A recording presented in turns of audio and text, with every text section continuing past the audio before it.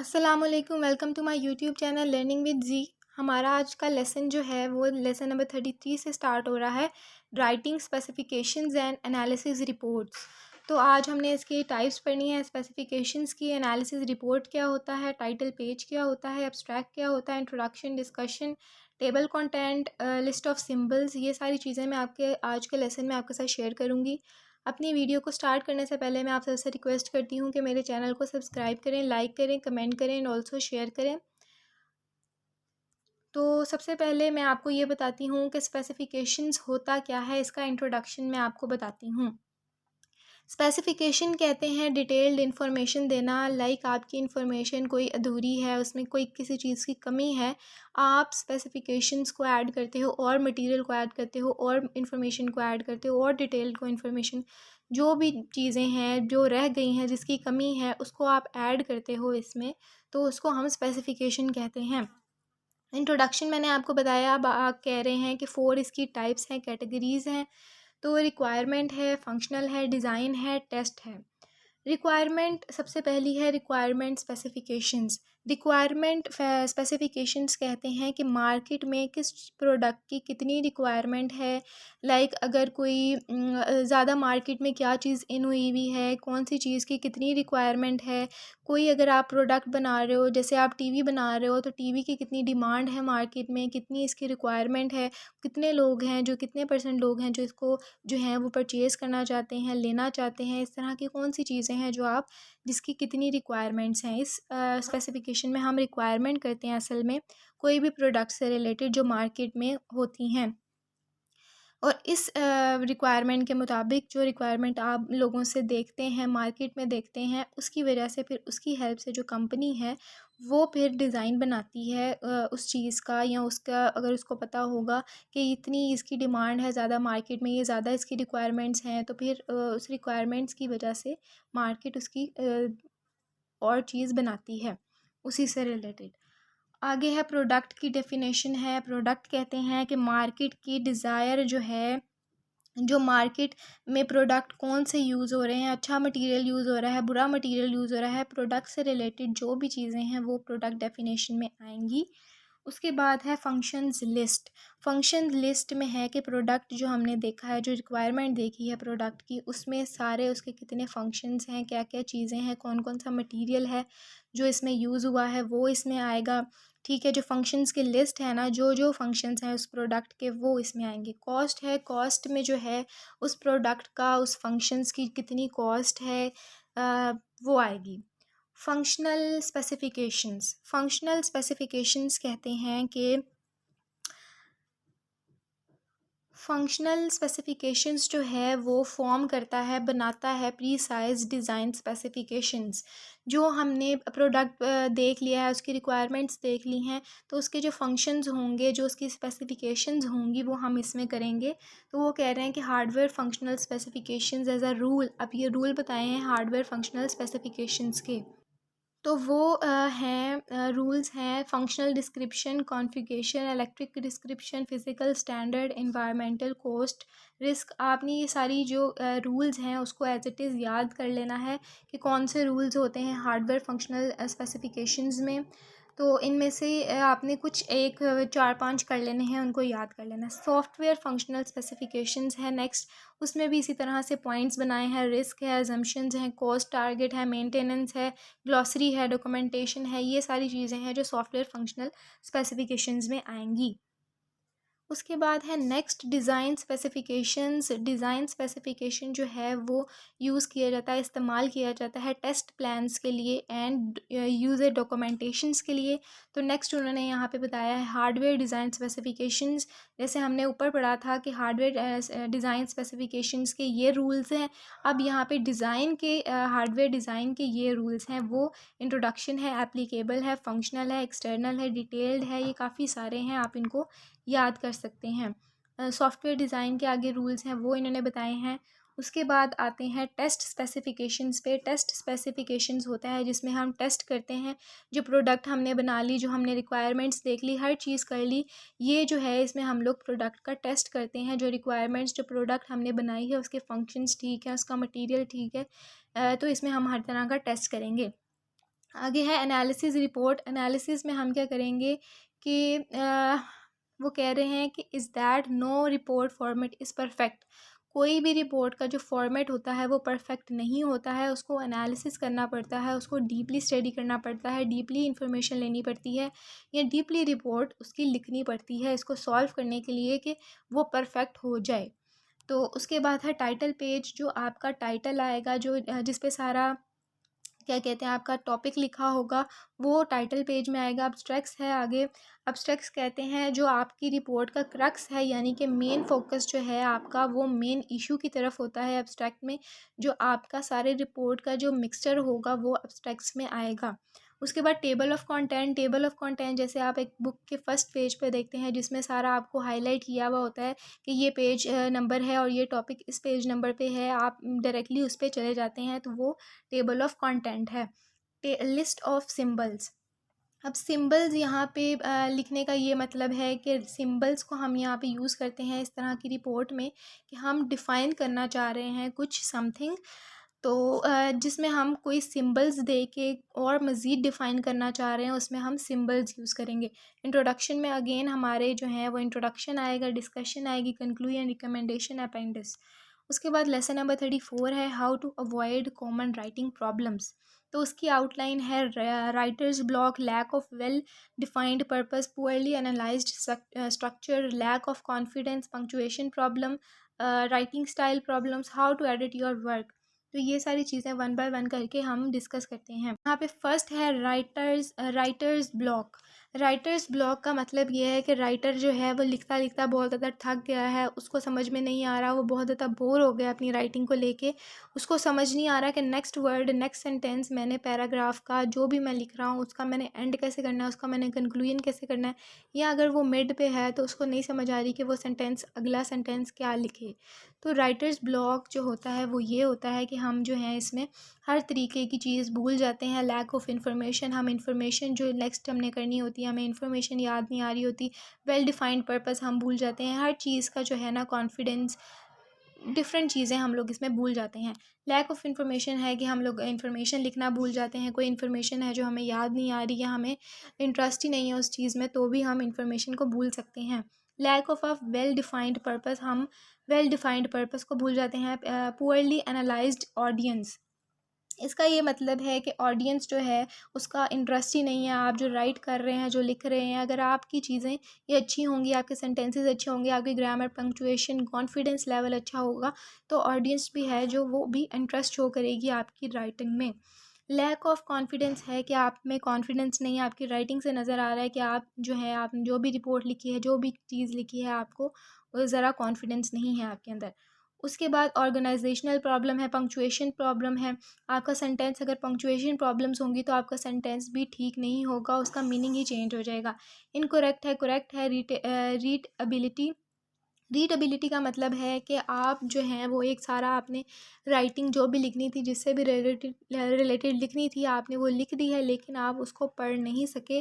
किसी वजह से आपने उसको देखा नहीं कि मैंने ठीक लिखी है, मैंने कोई मिस्टेक तो नहीं की। कोई भी चीज़ जो आपने मिस कर दी हो, मिस्टेक कर दी हो, तो वो आप पढ़ना भूल गए हैं, तो उसमें आपकी रीडएबिलिटी प्रॉब्लम्स आएंगी। उसके बाद है राइटिंग स्टाइल प्रॉब्लम्स। आपका स्टाइल मैटर करता है। सब्जेक्ट वर्ब सेंटेंसेस हैं, सब्जेक्ट वर्ब ऑब्जेक्ट सेंटेंसेस हैं, subject linking verb complement subject है, सेंटेंस है, सब्जेक्ट वर्ब इनडायरेक्ट ऑब्जेक्ट है। ये सारे उन्होंने मेथड्स बताए हैं आपकी राइटिंग स्टाइल में कि आपने कैसे सब्जेक्ट को सब्जेक्ट की जगह पे लिखना है, वर्ब को वर्ब की जगह पे लिखना है, तो आपका जो सेंटेंस है वो मीनिंग कन्वे करेगा। How to edit your work, आप कैसे एडिट कर सकते हैं अपने वर्क को, ऑर्गेनाइजेशनल लॉजिक के थ्रू, मैकेनिकल डेवलपमेंट के थ्रू, राइटर्स स्टाइल के थ्रू, क्वालिटी ऑफ मैन्युस्क्रिप्ट। इन चीज़ों की वजह से आप अपने वर्क को एडिट कर सकते हैं। ऑब्वियस सी बात है कि अगर आप कोई राइट कर रहे हैं, कोई वर्क कर रहे हैं किसी चीज़ का, तो आप उसको राइटिंग स्टाइल अगर आपका ठीक नहीं है आप उसको एडिट कर सकते हैं। क्वालिटी ऑफ मैन्युस्क्रिप्ट अगर आपकी ठीक नहीं है तो आप उसको वो भी ठीक कर सकते हैं। उसके बाद यहाँ पे उन्होंने वन बाय वन करके बताया है, आप यहाँ से देख सकते हैं। लेसन नंबर 35 है लैंग्वेज रिव्यू। लैंग्वेज रिव्यू में हम देखेंगे paragraph unity, paragraph coherence, transitional words and phrases, common transitional words और फ्रेजेस, पैराग्राफ डेवलपमेंट। तो इसको हम लोग देखते हैं। पैराग्राफ यूनिटी होती है कि आप एक पैराग्राफ स्टार्ट कर रहे हैं, एंड तक आपने वही डिस्कशन की है, वही टॉपिक है, वही हर चीज़ आपने इन्फॉर्मेशन, एक ही चीज़ देने की इन्फॉर्मेशन देने की कोशिश की है। आपकी हर सेंटेंस में एक यूनिटी शो हो रही है, एक सेंटेंस अच्छा वे शो हो रहा है, उसको हम पैराग्राफ यूनिटी कहेंगे। टॉपिक सेंटेंस, जिसमें हम लोग टॉपिक सेंटेंस के थ्रू हम सारा पैराग्राफ, अगर हमने टॉपिक सेंटेंस रीड कर लिया है तो हमें सारा पता चल जाएगा कि पैराग्राफ में किससे रिलेटेड बात होने वाली है। तो ये पैराग्राफ यूनिटी में ही आता है। पैराग्राफ कोहेरेंस का मतलब है कि हमने हर सेंटेंसेस को, हर वर्ड्स को, अपनी ग्रामर को बिल्कुल ठीक लिखना है, एक क्लियर वे से अपना स्टेटमेंट, अपनी सेंटेंसेस को शेयर करना है, ताकि नेक्स्ट पर्सन को जो है आपका जो पैराग्राफ है उसको ईज़िली समझ में आ जाए, उसको डिफ़िकल्टी ना हो किसी भी चीज़ से रिलेटेड। तो वीक वर्जन यही होगा कि आपके सेंटेंसेस ग्रामर मिस्टेक्स हैं, पंक्चुएशन मिस्टेक्स हैं, तो आपका जो वर्क है, जो राइटिंग है, वो वीक होगी। और इम्प्रूव्ड वर्जन ये होगा कि आप जो है अगर अपनी ग्रामर ठीक रखेंगे, अपनी सेंटेंसेस का देखेंगे कि क्या आपस में लिंक्ड हैं, एक दोनों वर्ड, दो वर्ड्स एक दूसरे से लिंक्ड हैं, जो भी सेंटेंसेस में यूज़ होते हैं, प्रोनाउंस, वर्ब, सब्जेक्ट, ये सारी चीज़ें ठीक हैं, तो आप इम्प्रूव कर सकते हैं अपनी वर्किंग को, अपनी राइटिंग को। Transitional words and phrases, transitional words और फ्रेजेस कहते हैं लिंकिंग वर्ड्स को, जो शो कराते हैं relationship between paragraphs of a text और स्पीच। यानी कि जो आपके वर्ड्स हैं आपस में, वो हमें शो करवाता है कि इन दोनों का कोई लिंक है। जैसे लिंकिंग वर्ड्स होते हैं, उनको हम ट्रांजिशनल वर्ड्स कहते हैं। For example, again, and, then, finally, इस तरह के जो वर्ड्स यूज़ होते हैं वर्ड्स में, फ्रेजेस में, उनको हम ट्रांजिशनल वर्ड्स कहते हैं। वीक वर्जन इसका ये होगा कि हम सही तरह से अपने लिंकिंग वर्ड्स को यूज़ नहीं कर रहे, जिसकी वजह से हमारा जो राइटिंग है वो वीक हो जाएगी। इम्प्रूव्ड है कि हम इस तरह से उसको इम्प्रूव कर सकते हैं कि अगर हमने सही तरह से लिंकिंग वर्ड्स यूज़ किए होंगे तो हम इसको इम्प्रूव्ड वर्जन में लिखेंगे।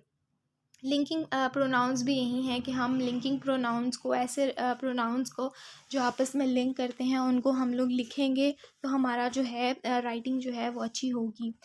पैराग्राफ डेवलपमेंट का मतलब है कि हम एक पैराग्राफ को किस तरह से अच्छा बना सकते हैं, गुड बना सकते हैं। एक कौन सा वे है जो हमारे पैराग्राफ को अच्छा नज़र आ सकता है हमारा पैराग्राफ। तो सबसे इसमें है इम्पॉर्टेंट कि हमने टॉपिक सेंटेंस को क्लियर डिफ़ाइन करना है, सपोर्टिंग सेंटेंस को क्लियर डिफ़ाइन करना है, और कंक्लूजन को क्लियरली डिफ़ाइन करना है। लाइक जो आपका टॉपिक सेंटेंस है वो आपका फर्स्ट सेंटेंस में नज़र आ जाएगा, और सपोर्टिंग सेंटेंसेस जो बाकी जो टॉपिक को सपोर्ट कर रहे होंगे सेंटेंसेस, वो हमारे सपोर्टिंग सेंटेंसेस में आएंगे। और कंक्लूजन में जो है वो उस सारे पैराग्राफ का जो टॉपिक सेंटेंस है, जो सपोर्टिंग सेंटेंस है, उन सारों का जो मिक्सचर है, जो क्रक्स है, वो आ जाएगा कंक्लूजन में। उसके बाद यहाँ पे आप देख सकते हैं नरेशन है। नरेशन का मतलब है कि use narration to establish a series of events that tells the reader what happened. इसमें जो है रीडर आपको बताता है कि क्या होने वाला है, नरेट करता है इवेंट्स को क्रोनोलॉजिकली पैटर्न से, ठीक है, वन बाय वन करके आपको बताता है, स्टेप बाय स्टेप आपको बताने की कोशिश करता है कि स्टोरी में क्या हो रहा है, ताकि आपको ईज़िली समझ में आ जाए, ईज़ी टू अंडरस्टैंड। उसके बाद यहाँ पे उन्होंने एग्जांपल दी है कि किस तरह से आप समझ सकते हैं। प्रोसेस है, जैसे कि आप अपना कोई भी वर्क कर रहे हैं, उसकी प्रोसेसिंग आप कहते हैं, फर्स्ट पे ये प्रोसेस है, सेकंड पे हम ये प्रोसेस है, थर्ड पे ये प्रोसेस है, तो वो इसमें प्रोसेस में आ जाएगा। डिस्क्रिप्शन में डिटेल्ड इन्फॉर्मेशन आएगी। एनालॉजी, एनालॉजी का मतलब है use analogy to explain one object और processes in terms of another. Analogy का मतलब है कि आपने एक ऑब्जेक्ट को दूसरे तरीके से डिफ़ाइन किया है। एक ऑब्जेक्ट है जिसको आपने उसका प्रोसेस बता के, उसकी डेफिनेशन बता के एक्सप्लेन किया है। एग्जांपल अगर आप देखें तो आपको और ज़्यादा समझ आएगा। Among the immunological defenders and how they work. अब आपने मेनली जो है वो बताना है अमोनोलॉजिकल डिफेंडर्स को, और उसके बाद बताना है उसका वर्क।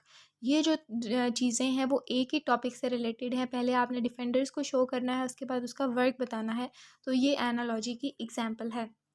कॉज एंड इफ़ेक्ट, अगर आप कॉज एंड इफ़ेक्ट बताएंगे अपने पैराग्राफ को लिखते हुए तो आपका जो राइटिंग है, जो पैराग्राफ है वो अच्छा लगेगा। कंपैरिजन एंड कंट्रास्ट बताएंगे तो और ज़्यादा जो ऑडियंस है, जो रीडर है, उसको और ज़्यादा मज़ा आएगा आपकी राइटिंग को पढ़ने में। तो उसके बाद है क्लासिफिकेशन एंड डिवीजन, अगर आप बताएंगे ये वो चीज़ें हैं जो आप डेफिनेशंस बताएंगे, कंपैरिजन्स बताएंगे तो आपका जो राइटिंग स्टाइल है वो अच्छा दिख सकता है, डेवलप हो सकता है।